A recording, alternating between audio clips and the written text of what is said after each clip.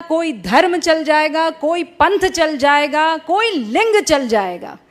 अगर देश प्रेम है तो सब चल जाएगा।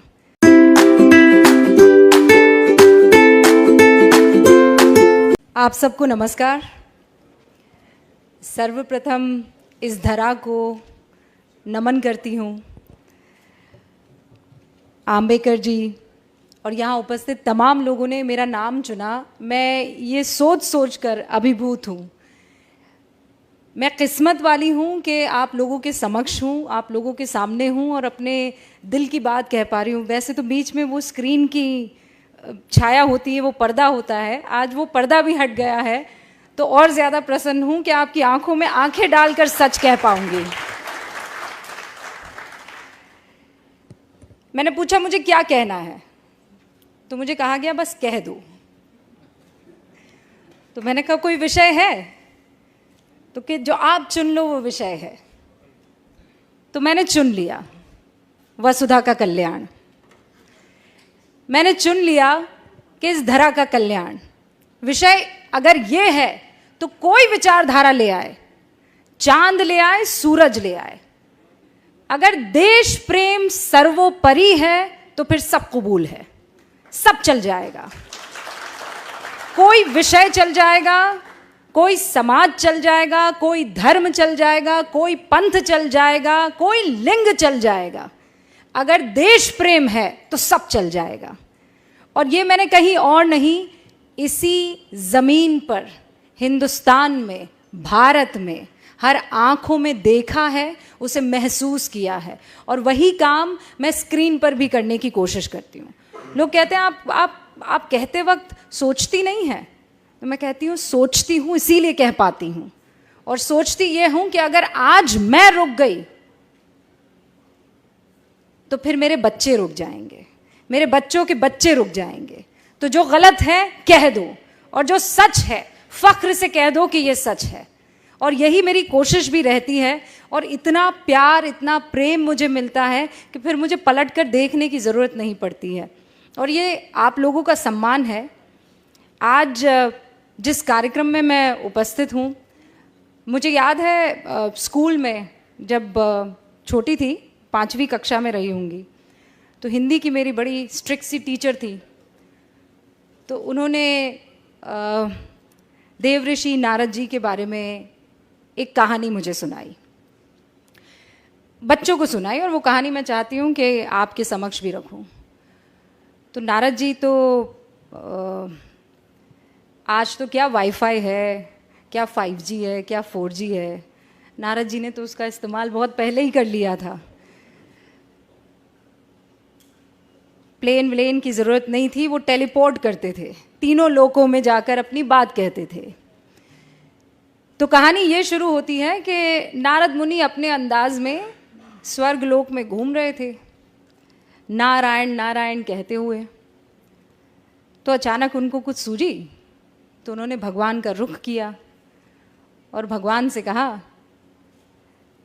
आपसे एक प्रश्न पूछूं? तो भगवान ने कहा, पूछो। ये जानते तो थे कि नारद जी के मुंह से निकल रहा है तो पंगा तो होगा, लेकिन पूछो, उन्होंने कहा। तो उन्होंने कहा, भगवान ये बताइए कि आपका सबसे प्रिय कौन है, आपके हृदय में कौन वास करता है, कौन है जो जिससे आप बेइंतहा प्रेम करते हैं, स्नेह करते हैं। तो भगवान मुस्कुराए और उन्होंने पृथ्वी की ओर देखा,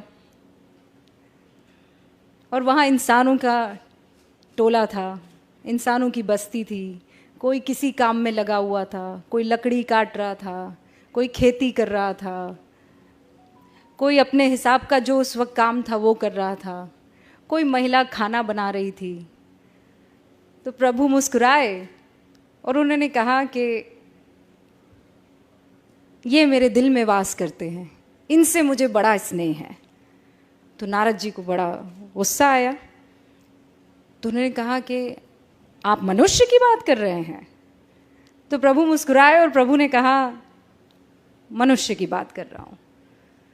तो उन्होंने कहा, अरे नारायण नारायण मैं करता फिरता हूँ, ऐसा कोई पल, ऐसा कोई वक्त नहीं गुजरता कि मेरे मुख से नारायण नारायण ना निकले, और आपको प्रसन्न करता है मनुष्य, आपको पसंद आता है मनुष्य, आपका स्नेह मनुष्य से।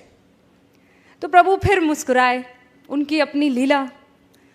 उन्होंने कहा कि इस मनुष्य को मैं छोड़ दूंगा, तुम बस ये मेरा जो इम्तिहान है उसे पास कर लो। तो नारद जी ने बोला, ऐसा कौन सा इम्तिहान है कि मैं पास ना कर पाऊं? प्रभु आप कहिए, करना क्या है?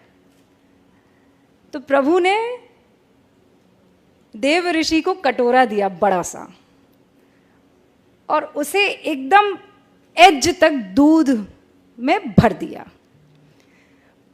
और प्रभु ने कहा कि अब इसे तुम तीनों लोकों में लेकर घूमो, पर ध्यान रहे एक बूंद दूध की नीचे ना गिरने पाए। तो देव ऋषि ने कहा कि अरे ये क्या बड़ी बात हो गई, ये तो मैं चुटकियों में कर दूंगा। तो उन्होंने कहा फिर मिलते हैं। और नारद मुनि जी कटोरा थामे, दूध से भरा लबालब, तीनों लोकों का भ्रमण करके आ गए। प्रभु के सामने पहुंचे, प्रभु मुस्कुराए, कहा लौट आए? तो नारद जी ने तानी हुई भुओं के साथ कहा, प्रभु लौट आया, एक भी बूंद ना गिरी? तो उन्होंने कहा ना, एक भी बूंद किसी लोक में ना गिरी। कहा ये तो बहुत ही गजब हो गया, इस बीच तुम मेरा नाम लेना कैसे भूल गए? तो उन्होंने माथा पकड़ा, उन्होंने कहा प्रभु ये तो बड़ी गलती हो गई, मैं सोच रहा था कि दूध ना गिरने पाए, मेरा तो सारा ध्यान दूध के कटोरे पर था, नारायण तो मुख से निकला नहीं। तो प्रभु फिर मुस्कुराए, और प्रभु ने कहा इसीलिए मुझे मनुष्य पसंद है, वो जिंदगी की हर तकलीफ से जूझता रहता है, वो हर मुश्किल से हर रोज गुजरता है, उसकी जिंदगी के कटोरे में परेशानियों का दूध लबालब है, लेकिन फिर भी वो मेरा नाम लेना नहीं भूलता है।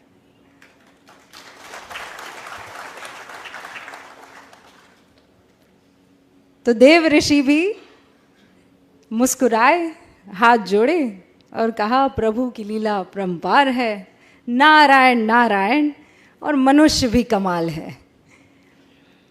तो आज जब मैं दिल्ली से यहाँ का सफ़र कर रही थी, तो एक बार फिर से देव ऋषि नारद मुनि मेरी आंखों के सामने थे, मेरा बचपन मेरे सामने था, और वो बुजुर्ग हिंदी की टीचर जो इसी अंदाज में कहानी कह रही थी, और मुझे लगता है इससे बेहतर कह रही थी वो, और मैं टकटकी लगाए उन्हें सुन रही थी और ये जानने की कोशिश कर रही थी कि कौन बेहतर होगा, मनुष्य कि देव ऋषि नारद मुनि।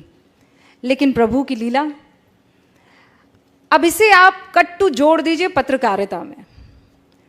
हाँ, हमें करप्शन उजागर करना है, देश की नीतियों पर, तमाम तरीके की राजनीति पर, हर तरीके की कवरेज करनी है, क्राइम भी हो रहा है, महिलाओं के उत्थान की बात करनी है, समाज के कल्याण की बात करनी है। तो ये कटोरे में दूध है, लेकिन क्या इस बीच मैं इस धरा के कल्याण को भूल जाऊंगी? वो भी मुझे ध्यान रखना है। और एक पत्रकारिता का उसूल हमें सिखाया गया था, सत्यम शिवम सुंदरम। लेकिन सत्य हमेशा सुंदर हो ये जरूरी नहीं है। और जिस दिन मेरे पत्रकार बंधुओं ने ये समझ लिया, ये जान लिया कि सत्य कड़वा होता है और उसे पीना भी सीखो और उसे पिलाना भी सीखो। कई बार ये दुखी कर सकता है, लेकिन अगर सत्य को अपनाएंगे नहीं तो फिर आगे बढ़ नहीं पाएंगे। वो कहते हैं या तो आप इस तरफ आ जाती हैं या इस तरफ आ जाती हैं, कोई ग्रे एरिया भी छोड़ दीजिए। लेकिन जब आप धरा की बात करते हैं तो वहाँ कोई ग्रे एरिया छूटता नहीं है, फिर तो सच होता है या झूठ होता है। और हर बार आज के दौर में मैं ये महसूस करती हूँ, क्योंकि आप सभी लोग सोशल मीडिया पर होंगे, आप कुछ लिख दीजिए, आपके ऊपर बौछार होने लगती है। प्यार कम होता है, नफ़रत की बौछार ज़्यादा होती है। तो क्या वो आपको कुछ कहने से रोक देगा, ये आपको तय करना है। क्या उन गालियों से आप सत्य सामने रखना छोड़ देंगे, ये आपको तय करना है। और मैं हमेशा अक्सर जहाँ जाती हूँ ये कहती हूँ कि मैं आइसक्रीम नहीं हूँ कि जिसे देखकर, जिसे सुनकर हर कोई खुश हो जाए। मैं एक पत्रकार हूँ, और पत्रकारिता में दो पक्ष ही होते हैं। अक्सर ये सिखाया जाता है कि पत्रकारिता में आपको अनबायस्ड होना चाहिए। बहुत लोग मेरी बातों से इत्तेफाक नहीं रखेंगे, लेकिन मुझे ये कहना आप लोगों के सामने ज़रूरी है। जब देश की बात आएगी, वतन की बात आएगी, तो इसमें अनबायस्ड कोई कैसे हो सकता है। एक आतंकवादी दनादन गोलियां चला रहा है, आप निष्पक्ष हो जाएंगे। एक 8 साल की बच्ची के साथ बलात्कार हो रहा है, आप निष्पक्ष हो जाएंगे। आपको पक्ष तो लेना होगा ना। या आप जो कहते हैं कि इन मसलों पर निष्पक्षता चाहिए, इन मसलों पर निष्पक्षता कैसे हो सकती है जब वतन की, जब धरा की, जब लोकतंत्र की, जब हिंदुस्तान की, जब भारत की बात आती है, तो इसमें निष्पक्षता कैसे हो सकती है। कोई माई का लाल मुझे बता दे कि नहीं, निष्पक्षता के नाम पर वो हिंदुस्तान को एक तरफ कर देगा और वो दूसरी तरफ खड़ा हो जाएगा। तो ऐसे में अगर कोई कह दे कि आप निष्पक्ष नहीं हैं, तो मुझे कबूल है। अगर हिंदुस्तान के साथ खड़े रहना, उसके मूल्यों के साथ खड़े रहना, उसके लोकतंत्र के साथ खड़े रहना निष्पक्षता नहीं है, तो मुझे कबूल है।